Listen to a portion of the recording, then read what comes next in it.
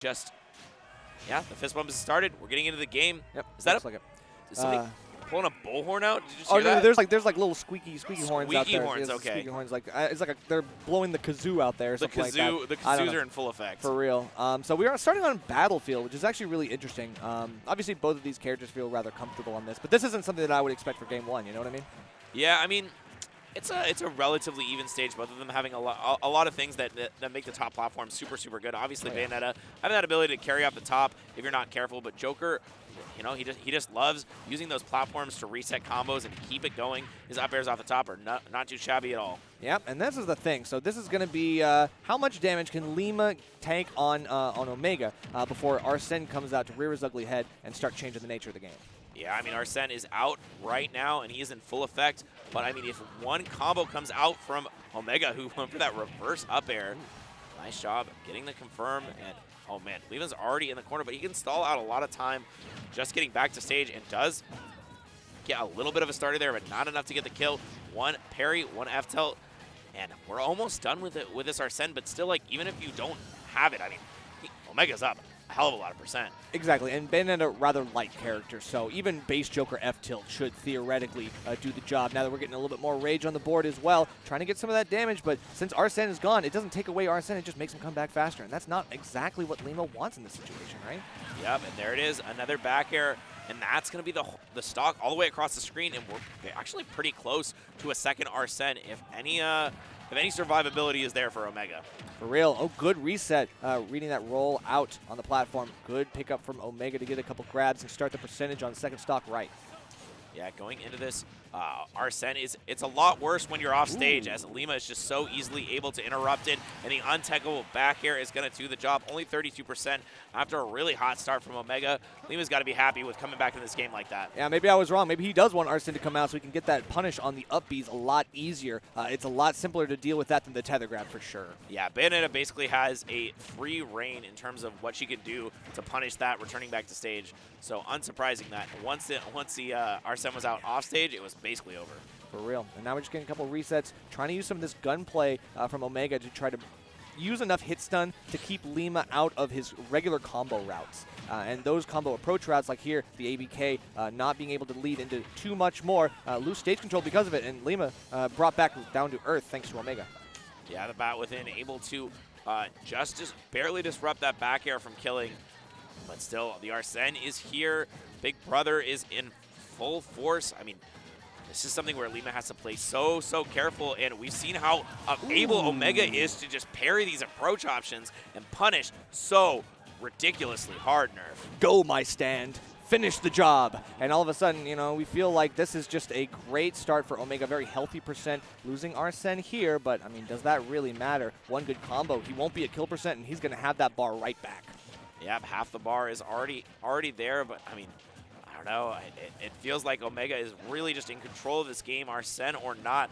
Yep. I know it's a focus point that we have, but Omega's been playing immaculately as base Joker as well. Oh, yeah, for sure. I think the maneuverability that the Joker has, like great airspeed, great air drift, like he's really good at being able to microspace, get around some of these approaches. Still can't get back from that one. Good air dodge, but now we actually have Arsene. This could potentially help if... Yeah, never mind. If you miss one opportunity, Lima might have been able to drop that edge guard, but Omega just falls short. Yeah, and that was a huge deal for Lima once again, being able to secure that stock and not be too crazy. But, oh, man. Melee crowd is absolutely popping off in the background. I have no idea what they're so excited about, but well, they're not popping off for Bayonetta, I'll tell you that right now. They're not popping off for Bayonetta, that's for damn sure. All right, still, we're trying to see if we can get a pop off ourselves. Lima trying to do his damnedest, getting a good combo starter. Still can't get too much more than just a few percent here and there. Arsene back out on the board, and now the pressure mounts yet again. Yeah, this is something where you have to be very careful of the interactions that you choose as Bayonetta. We know that Omega has a proclivity to get those parries, so whatever you're choosing, you have to make sure that you're not too predictable with it, because the parry up air is definitely a threat. Right. All right, going to have that little 50-50, not sure which side of the stage you're going to go to, make it harder for Omega to pin you down, and Lima keeping things fresh, keeping things unpredictable. Very nice stuff, but a trade actually not working out in his favor. Yeah, and basically a full timeout of that Arsene, something that, you know, a lot of players have figured out some strategies for as of now, but a down air is going to be enough to get it, I mean, sometimes, if you're hanging out that ledge too long, you're eventually going to get cooked for it. Yeah, for real. I mean, Lima was doing a really good job of doing that delay, but I think Omega, he's really quick with the adaptations. I think he's really able to figure out those kinds of situations and have the awareness necessary to make the plays. And so far, I mean, we have really good accuracy on that front, so I want to see more in Game 2. I think Lima basically put himself in a position where he only had exactly one timing he could use to get back to stage. And now that Omega had seen it a couple times, he knew the timing. He was ready for it. Exactly. And, that's the thing. Your recovery routes and your recovery order is so... It's a little bit mix-upable, but generally it's kind of set in stone, depending on the angles you have to go back to the ledge. And Right. Lima showing that, yeah, I'm going to do the exact same moves in the exact same order, and you're going to expect me when I come back to ledge. Like that, it seems like that's a fault in that first game, but we don't know what the second game has. I mean, maybe there's some thought process being going on right now. I mean, normally Bayonetta has a lot of different timings and spacings she could use to get back to the ledge with the different specials, with the double jump, with the air dodge. But when you're fully extending your resources like that, not gonna work. But going into the second game, Omega just getting the last one, sort of by the skin of his teeth. But we are going to be on a small battlefield this time, not too big of a change, but just basically same platforms for Joker. And removing that top platform for Bayo. Yeah, it's interesting. Yeah, we didn't really see too much leverage off that top platform for either player in that last one. They were mostly playing to the ledge really well. So we'll probably be seeing that a little bit more here. Already, Omega still playing a little bit scared, knowing that Lima has really good move and burst options that you still have to throw out a spot dodge every once in a while just to test the waters. Yeah, but oh man, this is very dangerous for Omega. Finally able to get out of that combo route, but it ate almost the entirety of the Arsene, and now back air will eat the rest of it. And Omega's off stage, trying to use another up B, but the first one was just enough. Witch Twist completely disrupting Omega's recovery right now. I'm wondering if that was an attempted counter and ended up being Rebel's Guard right as Arsene leaves the field, kind of put him in a bad spot, slow falling off stage. Not a place you want to be, and Lima going to take a lot of advantage for that. Wow, gets the weak hit of down air, such a huge deal, and we might see something big. Just gets the reverse up air into back air. Still good combo for Lima, who's once again keeping a ton of pressure and not stopping. Oh my God, he killed off that? Thought that you could get the high recovery to get yourself back down in time, but Lima so close right behind on your heels. Yeah, these heels indeed are just kicking. True. Okay. Gets another hit, but I mean, I feel like this is something that is just going to be completely insurmountable unless this Arsene absolutely pops off. And we know that Lima is totally fine just timing that Arsene out. And that's a situation where it's like you get the parry and the ABK, but you don't have the out-of-shield option necessary to make the big punish that you got to test Lima with. You got to remind him that he can't just ABK on your shield like that haphazardly. Yep, and once again, these drag downs are not going to confirm into a kill. This Bat Within has been proving to be very powerful this set 3 times so far, it being used, saving Lima's life. Right now, it's a 3-1 lead. Still can't get anything. No kill throws to speak of on Joker's end, so going to have to force him back off with another one of those quick grabs. This is looking pretty good to force Lima into that shield and then capitalize, but so far, he's just staying alive, doing his damnedest, getting a down smash for the stock. Yeah, just being a little bit more aggressive on shield than he has been, and it's going to pay off for Omega, but I mean, at the same time, he's Arsene, he's off stage. Lima's got everything. Ooh. Everything he needs to make this set. Which time on the Aegon, and then again, the high recovery forced out. Yeah, like it feels like Lima is making Omega make these crucial errors, going for a very, very high Arsene up B that just peters out as he's falling to the ground into the waiting arms of Madame Butterfly. I think he was hoping that by the time his up B finishes, he can drift back all the way to the ledge. But I don't know. That was a lot to ask for on your drift. For real. All right, so we got a game on the board for Lima. We finally got a hot set on our hands, Jet. Whoa-wee. No 3-0 this time. Let's 1-1. go. Let's go. Okay, so we're going to stick with it, though. I didn't see the stage counter pick, but, I mean. Smashville. Okay, Smashville. That makes sense. So this is a great place for Omega to create a lot more coverage with the Ahas, the Aegons. Those are going to be really key here because in the first game, he was able to get a lot of like that damage over time. That's passive damage that you can do while you're still playing the rest of the neutral. You hit one of those, and you're set for the next 10 seconds. Yeah, something that works out very, very well. But okay, right now, I mean, it seems like Lima has gotten a lot better handle on the neutral that Omega is going for and isn't really falling for these guns quite as much and is catching out a lot of the options. I mean, that's that adaptation. But I mean, Omega's got that in spades too. Let's see if he can utilize this Arsene well, or if he's just gonna get burned out once again by these big witch twist combos. Yeah, I was gonna say, once I see Lima or any Bayonetta for that matter feeling confident enough to go for heel slide as a combo starter, I know they're feeling themselves. So Omega with the double parry hopefully was able to get that mental damage back on, remind him they can't do anything, but just getting footstool into the down air. Very nice stuff here from Lima, and now going deep to try to cover that recovery. I like that anti-recovery tool, anti-edgeguard tool using the up air, but oh man, he's just not going to make this one back. Going all the way out there too. Oh, what? Used the gun slide to just get a little bit more distance. I really thought Lima had that option covered, but unfortunately for Lima, Omega is going to live probably to another Arsene at this point unless the next hit is a kill. Yeah, and at near full rage, you know that even base Joker is still going to be able to put the hurt on Lima. Might find a easy stock, a steal here. We do find a little bit of a reaction, but it's just a grab, reset, get him back off stage, try to set up for a second. And oh, okay, the up tilts are not there. Just an ABK, not able to get a follow-up just yet. And both these players living so long, not able to find their confirms quite, but the dash attack might be enough to set up this edge guard. Let's see, what's he going to go for? Back air? No, not going to connect. Lima, rare drop of the edge guard, and now Omega back on stage with this Arsene, not where you want to be.